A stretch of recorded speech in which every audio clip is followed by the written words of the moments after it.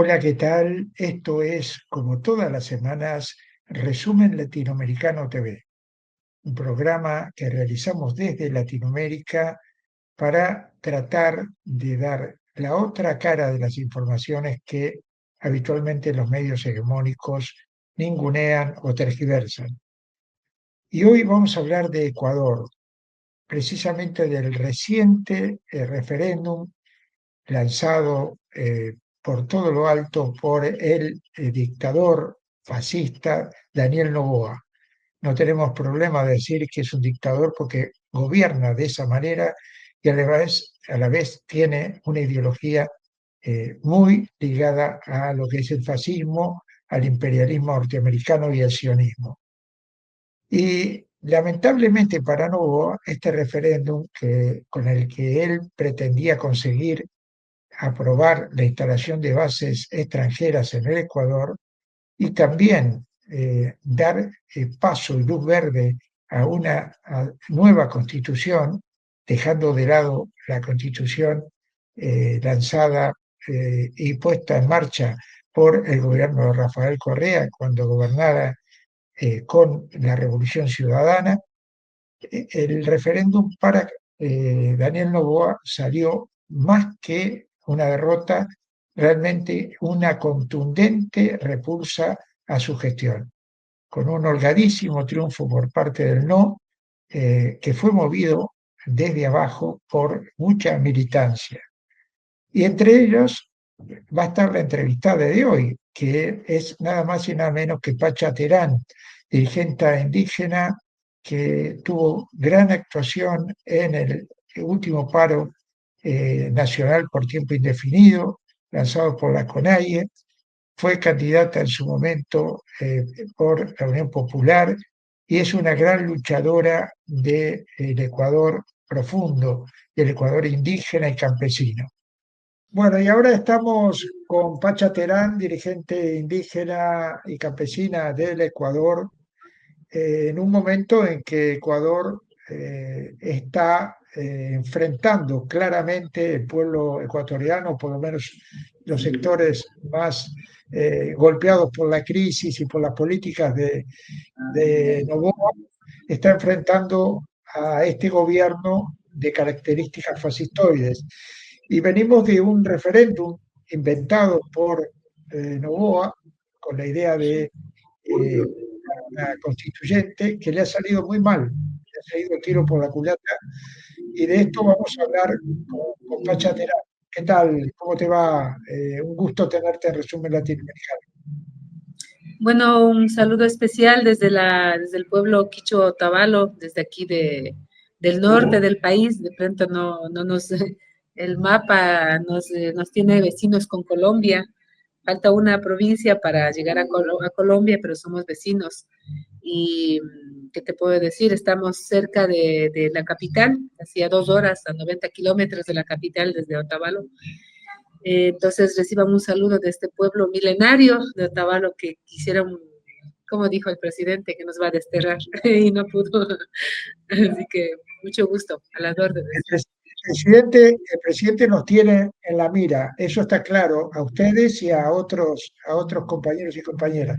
Yo te quiero preguntar, eh, ¿cuál es la razón, cuál es la explicación para que con todo el aparato que ha movido Noboa para la convocatoria de este referéndum, el resultado haya sido tan negativo? O sea, el no se impuso no por pocos votos, se impuso por una amplia cantidad de votos.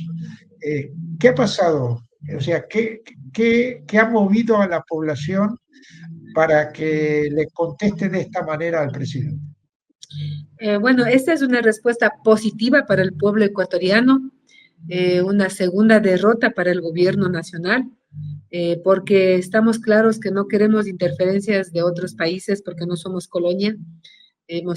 Fuimos, ¿no es cierto?, a siglos atrás, un país dependiente de la colonia española, pero ya nos liberamos pues en 1830 para volver a ser en el 2025 difícil, imposible, imposible, y eso se ha demostrado con un no rotundo porque era muy explícita su pregunta, bases militares extranjeras en el país. Entonces le hemos dicho que no, También es muy claro para el Ecuador y creo que para el pueblo del continente americano, eh, nuestra resistencia en contra de las recetas del FMI, que resulta ser un banco más, ¿no? Mundial que, que, teóricamente presta recursos, pero a cambio de favores extremos, como ceder territorio nacional, como involucrarnos en guerras que no nos corresponden, como también procesar negocios que tampoco nos corresponden. Entonces, eso se le ha dicho que no. Es una lucha latinoamericana y esperamos y aspiramos y enviamos todas las fuerzas necesarias para el resto de países que están también en esta misma lucha, sobre todo la hermana República de Bolivia, que ha tenido un retroceso increíble. Pero aspiramos que igual que Ecuador salgan de eso y retomemos el proyecto político de la Unión Latinoamericana. Por otro lado, también hemos dicho que no al extractivismo, al autoritarismo y sobre todo a la falta de oír del gobierno con el pueblo ecuatoriano. Porque ya el paro, ¿no es cierto?, con la magnitud que se dio, ellos quisieron minimizar, quisieron como decir que no pasa nada, quisieron aislarnos, nos quitaron luz, nos quitaron electricidad, nos quitaron servicio de internet, nos quitaron casi todo, y con la intención de aislarnos y no permitir que salga a flote lo que estaba ocurriendo acá. Y la única forma en la que pudimos denunciar es justamente por cada uno de los canales, de cada uno de los que estuvimos aquí en el territorio y así como el eco fuera del territorio. Entonces, eso nos ha permitido como desenmascarar el real rostro de este gobierno que hoy por hoy lo ha tenido que pagar durísimo en la consulta popular. Evidentemente, el resultado del no rotundo está vinculado totalmente al paro nacional, así que podemos decir que siempre vale la pena organizarnos, siempre vale la pena poner un alto a este gobierno y, como no, una herramienta tan sagrada como es el paro nacional, porque nadie sale de hobby para hacer un paro nacional, sino ya es el extremo, cuando ya el gobierno no escucha, son los extremos que tenemos que vernos obligados a decidir. El gobierno se empeñó en demostrar que el paro había fracasado. O sea, Así en es. todo momento la idea que se vendió hacia el exterior, y en eso colaboró mucho la prensa, los medios hegemónicos, ¿verdad? Que el paro, que ustedes habían retrocedido un poco por la represión y un poco porque no se podían alcanzar los objetivos. Pero tú relacionas que si no hubiera sido este paro, a lo mejor no se hubiera conseguido este resultado. Así es, el paro es la base fundamental para tener este resultado tan importante porque permitió desnudar el verdadero rostro y las verdaderas intenciones del gobierno. Imagínate que la justificación para llegar a esta consulta popular estaba enganchado en la seguridad, ¿no es cierto? En un nivel de criminalidad, de casi que los estadistas proyectan una muy lamentable situación para finalizar el 2025. Estaríamos teniendo casi 9.000 personas con asesinato violento. Entonces, son cifras extremadamente violentas y tristes para el Ecuador, pero para poner un alto a eso, ahí no hay tropas de seguridad, ahí no hay militares, no hay nada. Pero para venir a reprimir a un pueblo, ¿no es cierto?, desarmado, para venir a bombardear, porque nos bombardearon por cielo y por tierra. Mandaron marines, porque acá en Otavalo somos un territorio de volcanes, de mucho páramo, de bastantes volcanes, y nos mandan marines acá. Y también descubrimos que ha habido una fuerza especializada que se llama Grupo Humo, que son los expertos en bombas. A ellos también mandaron acá, a como 5.000 militares vinieron a reprimirnos. Entonces, para reprimir a un pueblo que sale en el marco del derecho a la protesta, pues, se vio públicamente cómo mandaron tropas para acá, pero para identificar, ¿no es cierto?, sin tantas víctimas colaterales a los cabecillas de los grupos de los delincuentes, pero para eso sí no hay nada. Entonces, creo que esa desproporción también fue evidente, fue visto por el pueblo ecuatoriano y que fue rechazado en las urnas porque su justificación era la delincuencia, pero extrañamente la delincuencia sigue sosteniéndose en el país, no ha disminuido el número de asesinatos violentos, pero sí se ha podido ver cómo, ¿no es cierto?, se trasladaron tanquetas blindadas, tanques militares, fusiles, se vio helicópteros durante todos los 36 días, tuvimos sobrevuelos durante todo el día, más de 6 helicópteros, entonces ahí se vio. Incluso el año anterior tuvimos una problemas con incendio en áreas de reserva natural de gran importancia como es Cajas al sur del país, y no había ni un helicóptero, no había nada que le pueda ayudar, pero mira que para cuando hay paro, pucha, ahí sí mueven todo. Entonces esto fue visible y fue indignante. Además que tengo que comentar que tenemos 3 vidas humanas que este gobierno tiene en sus manos. Se llevaron la vida de Efraín Fueres, de José Guamán, de Rosita Paqui, que son compañeros nuestros y un sinnúmero de heridos, de tal forma que haber ganado con el no es una muestra de altísima dignidad y de justicia también por parte del pueblo ecuatoriano, y todavía queda pendiente la justicia que se tiene que resolver, que de la Fiscalía General del Estado no ha actuado en ninguna investigación todavía, cuando ellos deberían hacerlo de oficio a tantas personas heridas por bala de fusil, muchos de ellos amputados, y eso creo que indigna, ¿no? O sea, indigna, y la solidaridad del pueblo ecuatoriano fue ahora mismo mostrado en las urnas en estas elecciones.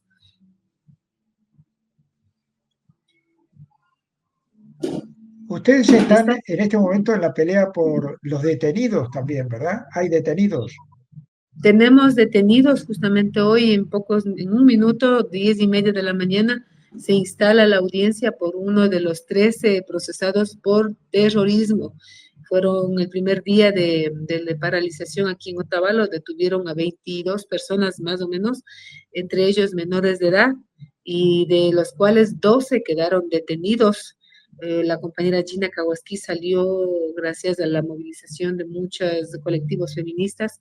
Ella en imagen es la compañera que se acercó donde el policía desarmadamente a decir basta de tanta barbarie. Entonces, y por eso la detuvieron, eso está en las redes sociales, la vieron, pero ella está con cargo, junto con los 13 compañeros, con cargo de terrorismo. La fiscalía no ha podido demostrar ninguna evidencia y sin embargo uno de los 13 sigue detenido ilegalmente. Él es Henry Jacome, y por eso nosotros le invitamos que a las 10:30 de la mañana, justamente a estas horas, es de hacer alguna acción por él, es decir, en redes sociales, de hacer hashtag libertad Henry Jacome, hashtag nos falta uno, hashtag justicia Henry Jacome, para que esté libre, por lo menos defendiéndose en libertad, porque él tiene una mamá que de él depende, porque económicamente él trabaja y sostiene a la mamá, y es una persona que no puede caminar, tiene problemas de movilidad y es de tercera edad. Entonces, todo este tiempo es un sufrimiento para nosotros también, que no le ponen en libertad y no tienen ninguna causa ni ninguna evidencia para tenerlo como terrorista. No sucede lo mismo con Fede, con Fito, con no sé cuántos personajes que conviven con este gobierno. A propósito de eso, el referéndum fue votado por el sí en 20 localidades. Y me llamó la atención 24. Tungurahua. ¿Cómo puede ser que Tungurahua, con todo lo que pasó durante el paro, hayan votado por el sí? ¿Qué ha pasado ahí? Es importante hacer como una matiz, ¿no? Porque, por ejemplo, el no, el sí en una parroquia de Pichincha ganó, ¿sí? Entonces ahí no están sacando pecho, más bien están como con un poquito de vergüenza que haya ganado el sí ahí. Eh, Sin embargo, en Tungurahua, no en todas las parroquias gana el sí. Hay parroquias pequeñas como del pueblo Salasaca que ganó el no, otras parroquias de Chibuleos que ganó el no, si es que no me equivoco, pero al menos Salasaca estoy 100% segura que ganó el no. Y también recuerda que solamente en el mes de abril fue elegido como presidente con el más del 70% de aceptación. En este momento, por supuesto, ganó el sí, pero con el 51% de aceptación. Entonces, hay una pérdida, evidentemente hay una pérdida. Otra cosa sería que se sostuviera el nivel de aceptación con el que se eligió, pero en este caso hay una resta de más del 20%, de casi el 20% de aceptación se resta ahí. Y otro valor importante es que también Tungurahua sí se movilizó para la época del paro y se movilizó los jóvenes, se movilizaron las mujeres, porque muchos dirigentes ya habían traicionado a los principios del movimiento indígena y se habían entregado al gobierno. De todas maneras, hubo una movilización y eso se tiene que reconocer, porque no significa que con eso ya Tungurahua se puede decir que es victorioso, al contrario, ahí también hay que reconocer que la pequeña y mediana empresa está bastante golpeada y se requiere tener políticas especiales para reactivar la economía en el país. Ahora, Tungurahua es un ejemplo, pero también hagamos el ejemplo de Guayas, ¿no es cierto? O de su propio recinto en Olón, donde perdió ¿cómo se dice? Abrumadoramente, perdió en su propio recinto en Olón. Entonces, eso también hay que recordar. ¿Qué pasó finalmente con el tema del subsidio del diésel? ¿El combustible finalmente siguió con los aumentos que se habían decretado o hubo un retroceso en eso? Hubo un retroceso de 3 centavos, también hubo una política especial del 8% del impuesto al IVA para Imbabura. Dijeron que iban a invertir 50 millones de dólares en Imbabura. No sé dónde está esa inversión, no ha llegado acá. Pero lo que sí te puedo decir es que si el gobierno hablaba de ahorrar, ¿no es cierto? Creo que no tiene ninguna autoridad a hablar de ahorro este gobierno, porque despilfarra, pues despilfarra o no paga sus deudas como son los 98 millones de dólares de impuesto, o desaparecen 150 millones de dólares en contratos que no han sido bien hechos, o lo que es peor de todo, gastaron 850 millones de dólares durante todo el paro nacional para supuestamente dispersar al paro. Entonces, quiere hablar de ahorro, supuestamente eliminando el número de asambleístas y asignación de recursos a los partidos políticos.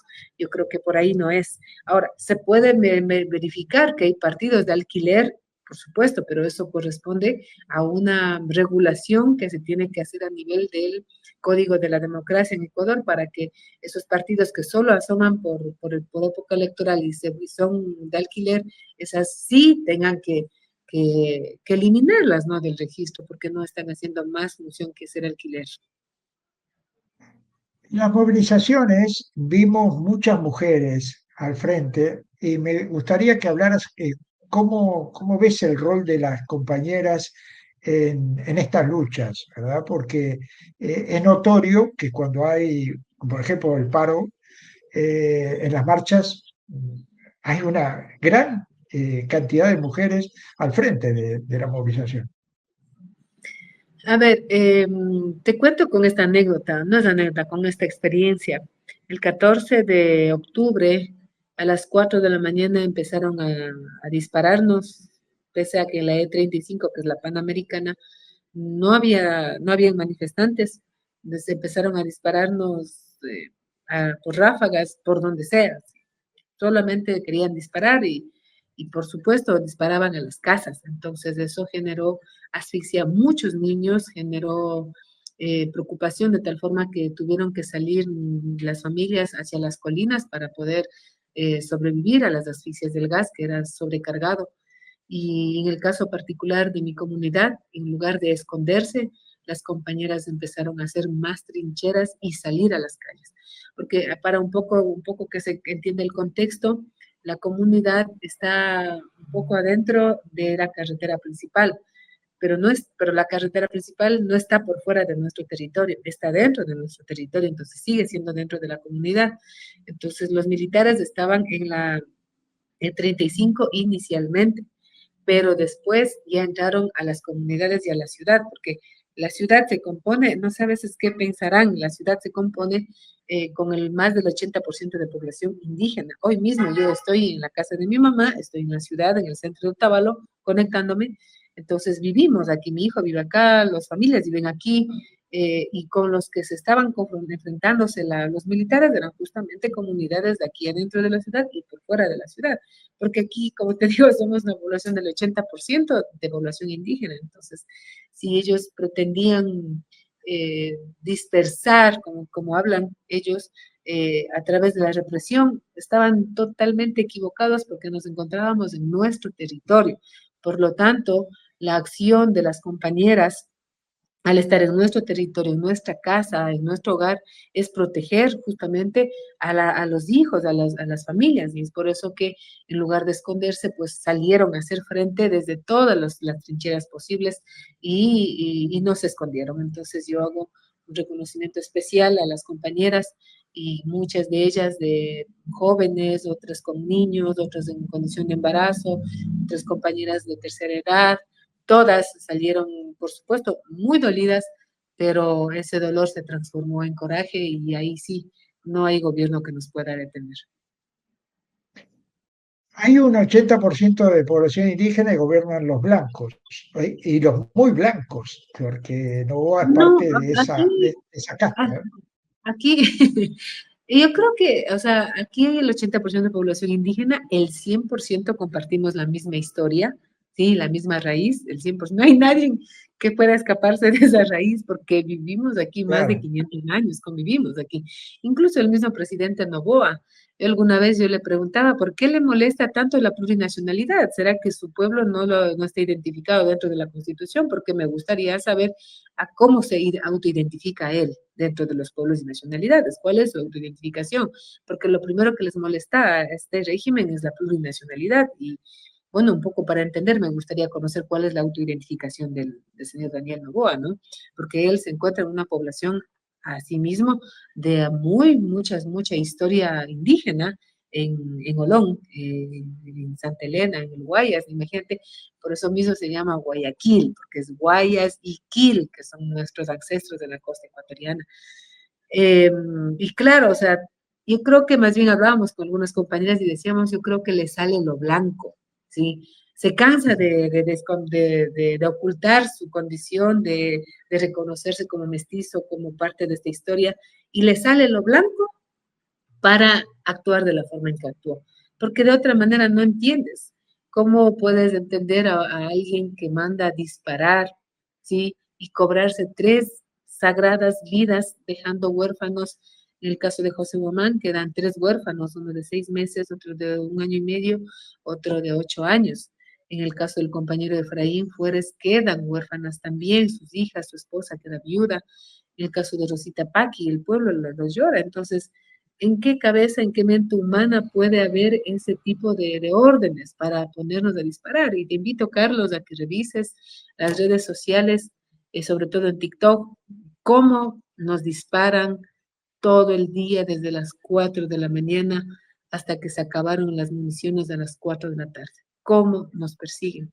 Entraron a las casas, no les importó nada, golpearon las puertas, botaron, tumbaron las puertas, le sacaron de ahí a los compañeros y compañeras.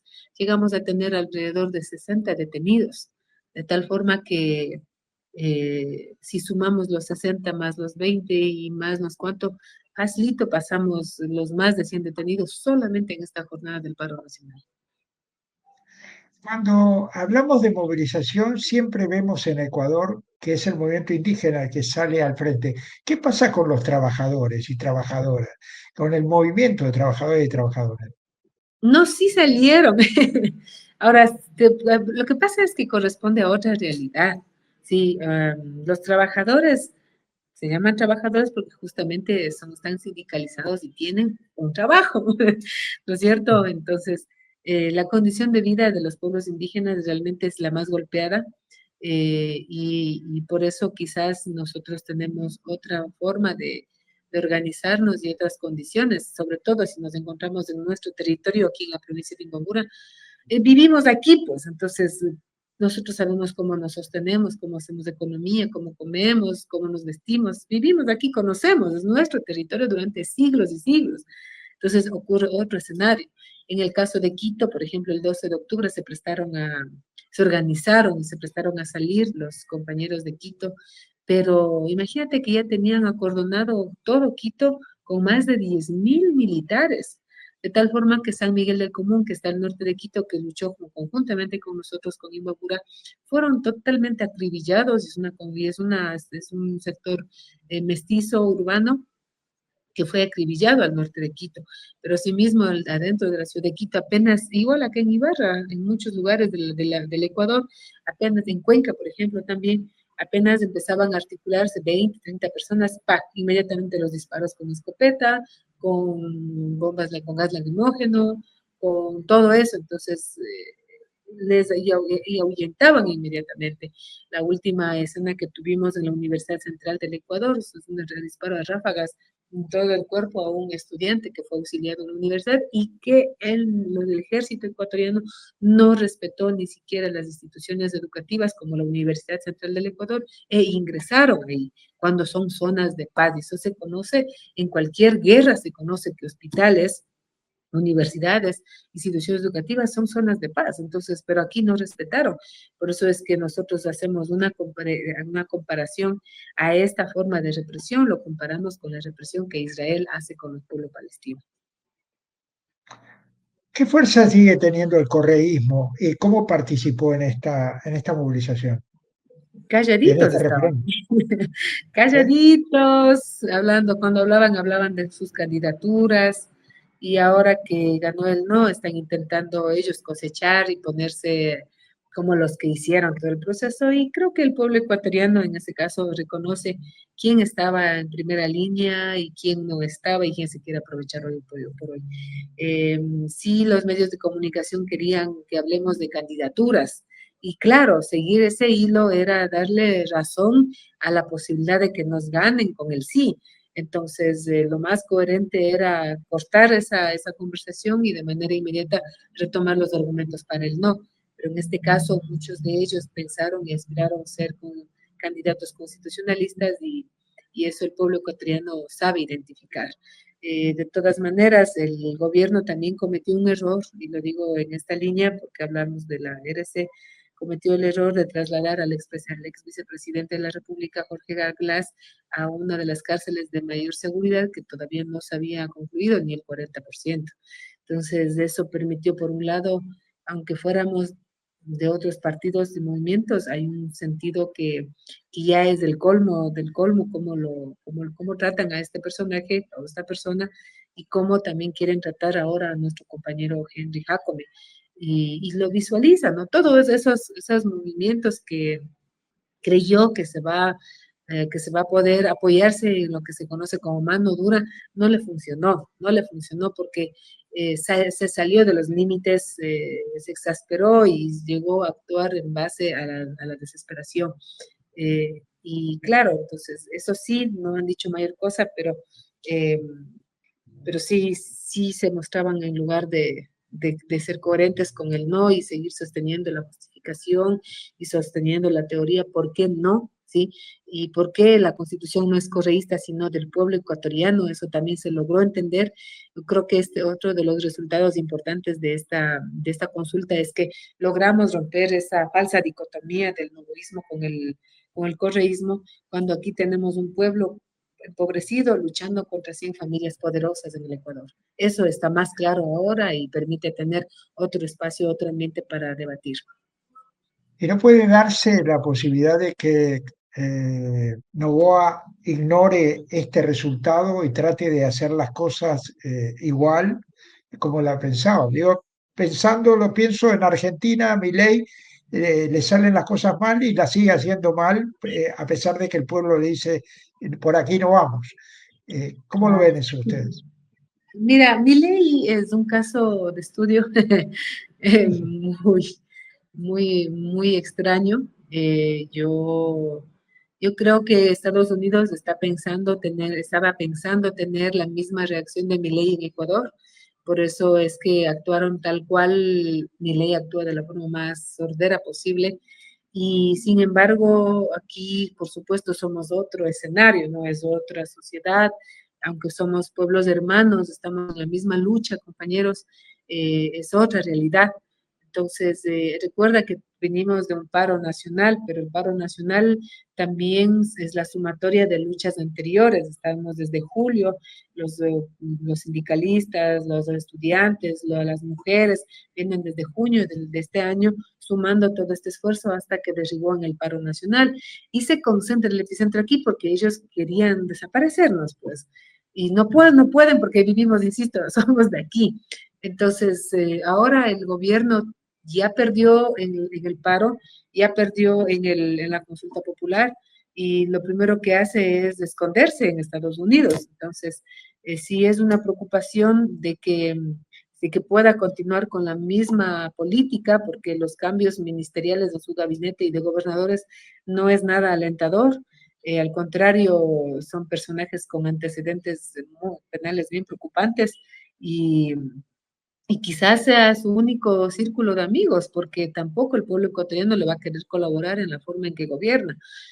Pero aquí, ¿quién le ha dicho que no? Es el pueblo ecuatoriano y él, al ser nuestro trabajador, ¿no es cierto? Es un empleado público más, el presidente de la República es un empleado público más, aquí en Ecuador, en Argentina, en cualquier parte del mundo, es un empleado público más y está en la obligación, ¿no es cierto?, de dar oído al pueblo ecuatoriano y dejar de lado las recomendaciones del FMI.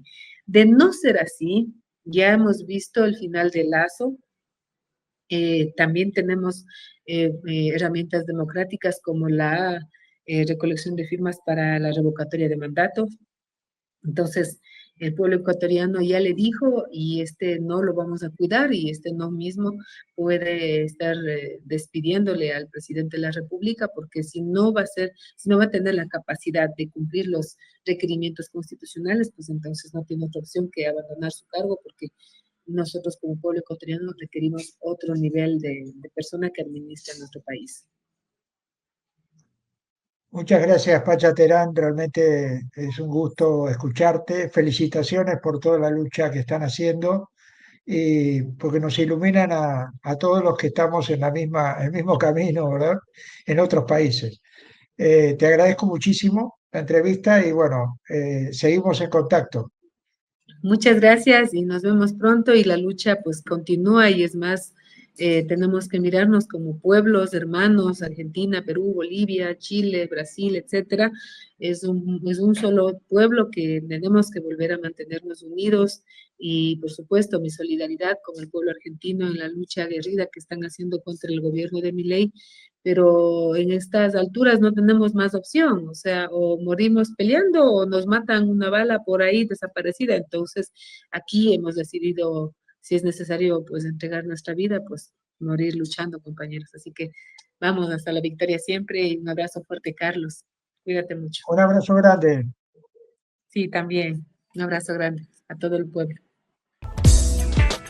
Sindicato de Visitadores Médicos.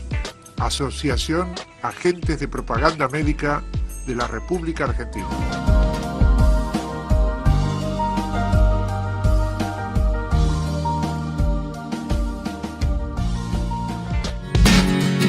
Asociación de Trabajadores del Estado.